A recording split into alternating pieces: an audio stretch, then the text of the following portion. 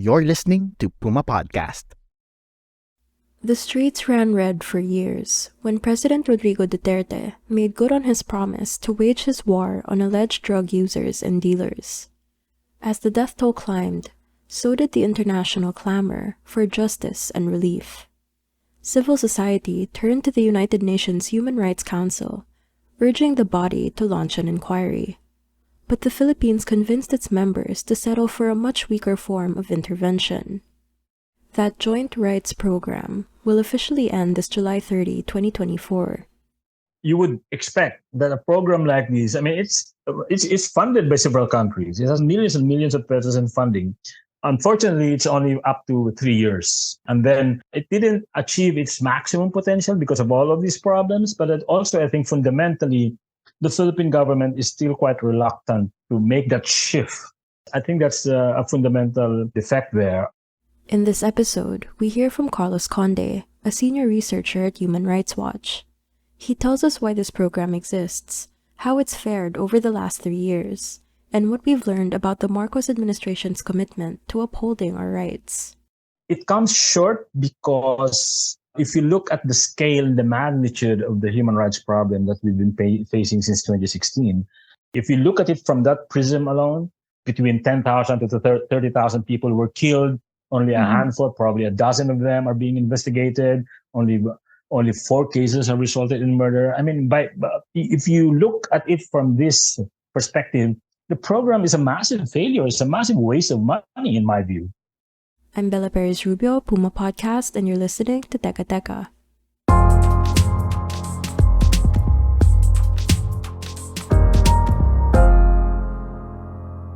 A lot of people might actually be hearing about this program for the first time as it wraps up. So can you give us a brief overview of what this program is actually about? The United Nations Joint Program was a technical cooperation and program between the Philippine government and the United Nations Human Rights Councils.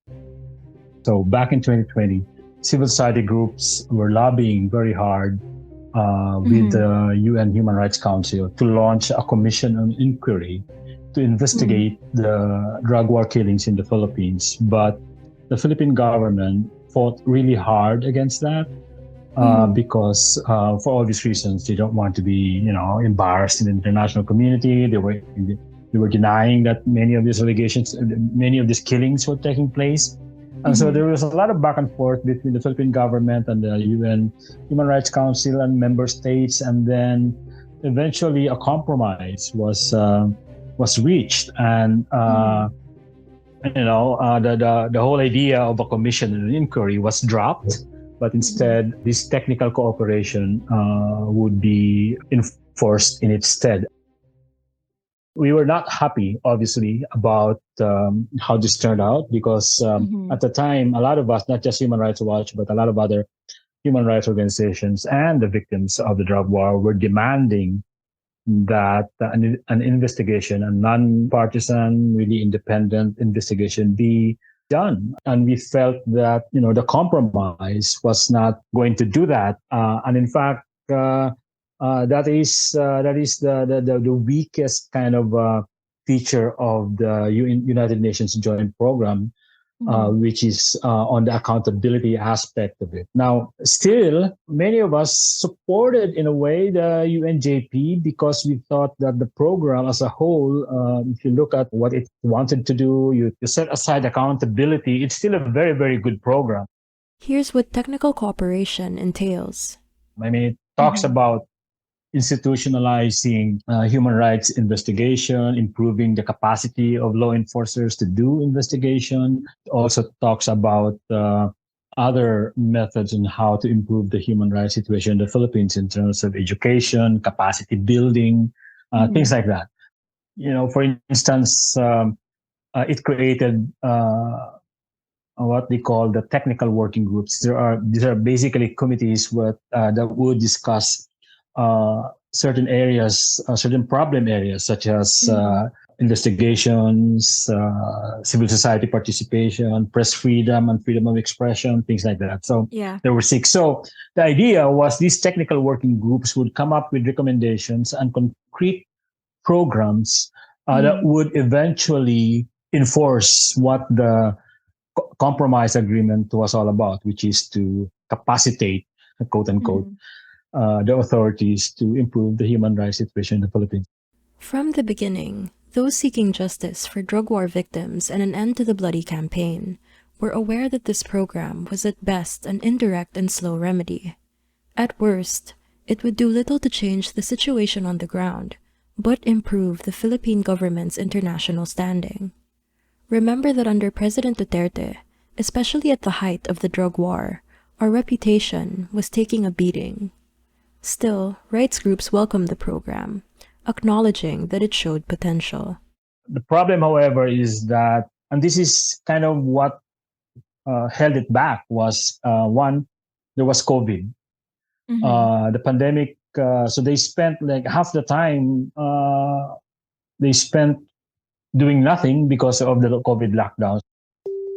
So in fact, they only managed to kind of get off the ground basically in the past year after the lockdown, in 2022, I think. And apart from COVID, there was the problem of the cooperation by the Philippine government itself with the technical working groups, several of them. So there was a point where the Philippine government was not attending meetings with the technical working groups, so they could not convene these committees because the Philippine government either was not there or they were reluctant to meet with civil society groups, for instance. There were all these sort of problems. So, in other words, hindi pa siya nakalarga, and then inabutan na siya ng kanyang time frame, which is the end of it this July.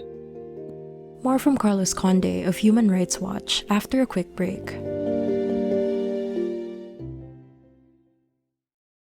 A few clarifications before we move on to your assessment of the program. First, I think you mentioned this is a program that was born out of the UN trying to find a way to address the abuses committed during the drug war, right? But the program itself is not just limited to the drug war. No, it's not. It's not. So that's the kind of that's the result of the compromise. Was that instead of just focusing solely on the drug war, the reasoning was why not make the program much more comprehensive and to cover all these other issues that have to do with human rights.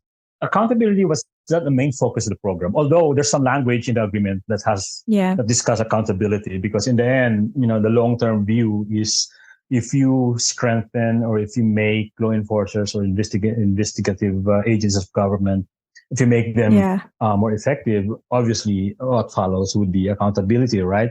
But we emphasize to the UN and to the member states and to everybody in Geneva, when all of this was being tackled, is that the need of the moment in the Philippines in 2020 was one, to end the drug war and to have some amount of accountability.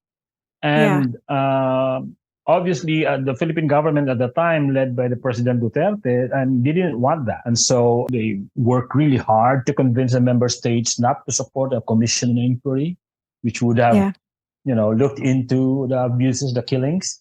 And then even to the point that government officials from the Philippines, they would go to Geneva to confront civil society groups like ours, and even undermine our credibility there, trying to diminish our standing in the international community. But accountability was not the focus, and that's the problem with it, because without accountability, obviously, a lot of these things will not be resolved. And even though they got the less focused, less accountability-driven compromise they wanted, officials under both the Duterte and Marcos administrations continued to undermine civil society groups throughout the program's implementation. The problem is that the Philippine government was quite reluctant to engage with civil society groups that are critical of the government. So, for instance, in the case of the technical working group on civil society, they didn't want the critical groups to be there. And so they would not appear in meetings. So it took a while for these technical working groups to convene. Members of these technical groups included academics and the Commission on Human Rights. This is something that would never have happened under the Duterte administration. But no, you have people from civil society, from the UN Office of Drugs and Crime, which is leading the summit, and also other UN agencies, civil society groups, and government agencies such as the PDEA, the Dangerous Drugs Board, the Drugs Board. We were all there talking about the problem as if we didn't know about all this, but of course they knew about all of this. But that's a good thing. I mean, people met in one room, discussed the problem. So I think, and the Philippine government is mighty proud of this summit because they kind of showcase this as their success story for the UNJP. But that's just one of the 6 technical working groups. What I'm trying to say is, assessment-wise, in accountability, practically bagsak, 0. But in terms of its program potential to really carry on its mandate, I mean, it's still there. It can be done if the government is sincere and if it has the political will. And that's the key. It has to be the government. The onus now is on the government to make it work. Well, it's interesting that you say there's potential. I mean, on the one hand, that's encouraging, but on the other hand, that's not necessarily the word you would be looking for a successful program coming to an end, right? That's a good point. But if you look at it, if you step back a little and you look at it from the perspective of long-term reform, that's what I mean when I said it has potential, because it has the right language. The program has the right kind of motivation and focus to do what it wanted to do. The only thing that would be a problem is the willingness of the Philippine government to really make it work. And we haven't really seen that in a way that would make us, feel that things are really, really changing. How do you assess the Philippine government under President Marcos now and its willingness to continue and, earnestly participate with programs like this with the intended goal of, actually affecting change as opposed to, just making themselves look better on the international stage? Well, to be fair, at least this government is engaging with the UN and civil society to tackle some of these issues, particularly on the Dangerous Drugs Act of 2002, which is kind of at the heart of the problem, right? At least you have to give the government credit for at least following through on its commitment on the UN joint program to at least deal with that. So they're doing that. Obviously, it's nowhere near done. So they still have a lot of things to do for them to claim that there has been a success. I mean, they're talking about a paradigm shift. They're talking about a new phase in the war against drugs. But, a lot of issues are still on the table to be resolved. We're not yet clear, for instance, if the government has really sincerely embraced the whole idea of harm reduction, which should be front and center in any campaign against illegal drugs. So harm reduction is what we're pushing for, because it necessitates tackling the problem from a human rights perspective. It has to be human rights based. It has to be dealt with as a public health issue, not a law enforcement issue, which is a problem. And it has to consider drug users and the impact of drug use on them. They have to be at the center of it. The current drug policy of the government is none of that. It's very punitive. It's focused on law enforcement. So the program and the government's sincerity on how to enforce it, the jury is still out. President Marcos himself has acknowledged that there were abuses committed during Duterte's drug war. But for all his promises to take a different approach, his administration has done little to refocus the campaign. In fact, the UN Joint Program shows that they've continued the Duterte administration's practice of undermining the various groups, stakeholders, and even government officials trying to seek accountability and change. I'm not prepared to tell you Bella, Yeah. that the government has turned the curve as far as respecting human rights is concerned. For one, its demonstration of commitment to the program is not that great at this point, regardless of some of the achievements that they managed to do. The killings are still happening. The drug war is still happening. Mr. Marcos has not rescinded the directives, the policies of the drug war. People are still dying.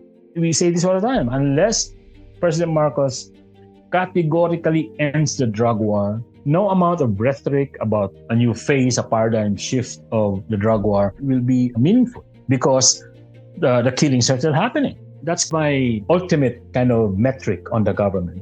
We can only see or discern a commitment and a seriousness to deal with the problem if the drug war is ended categorically and Mr. Marcos goes after those who abuse the rights or those who were responsible for many of these killings.